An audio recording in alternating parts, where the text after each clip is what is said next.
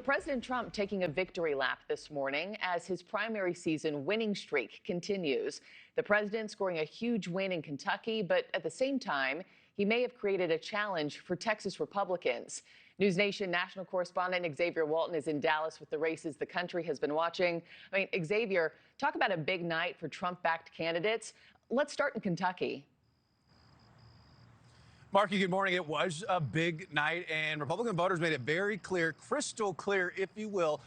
They wanted a candidate who 100% backs Trump. Not only that, but also will not break away when it comes to key issues as well. You know, Decision Desk HQ projecting, you wanted to start in Kentucky, so let's start there.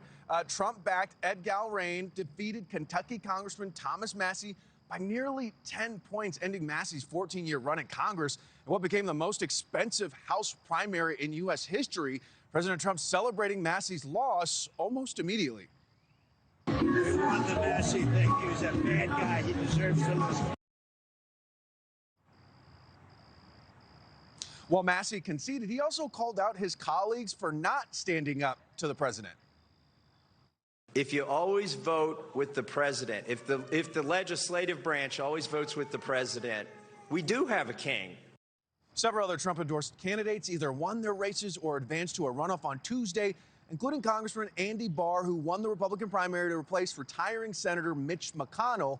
Trump critic and Georgia Secretary, moving on here, of state Brad Raffensperger lost the Republican primary for governor with Trump-backed Lieutenant Governor Burt Jones and Rick Jackson advancing to a June 16th runoff. And in Alabama, DDHQ projects Senator Tommy Tuberville won the Republican primary for governor to face former Senator Doug Jones, who he unseated in 2020 by roughly 20 points, Markie. Yeah, just a stunning night, a stunning pattern here, too, that we're following.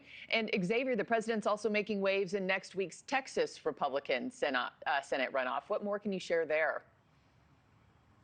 Markie, you know, it was a bit surprising, especially the time of day when it happened. But the president, surprise endorsement of Texas Attorney General Ken Paxton over incumbent Senator John Cornyn, not only shaking up the primary, but also when you look ahead to November in the fall midterms as well.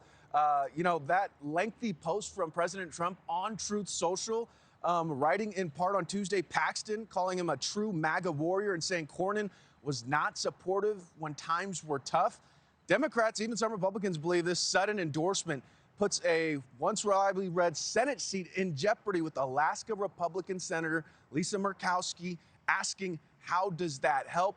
Some Democrats say these Trump-aligned candidates could create openings for them in the midterms, especially in competitive states like Georgia and also like Texas, where we are this morning. Markie. All right, Xavier Walton live for us in Dallas. Thank you for the latest there. Thank you for watching. Subscribe below and download our NewsNation app right now on your phone, and you will get fact-based, unbiased news for all Americans.